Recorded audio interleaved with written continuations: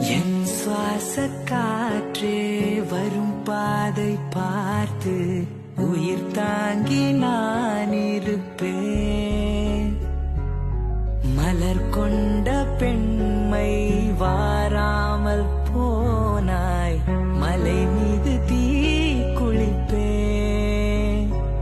என் உயிர் போகும் போனாலும் துயரில்லை கண்ணே, அதற்காகவா பாடினேன். வரும் எதிர்காலம் உன் மீது பறிபோடும் பெண்ணே, அதற்காகத்தான் வாடினேன்.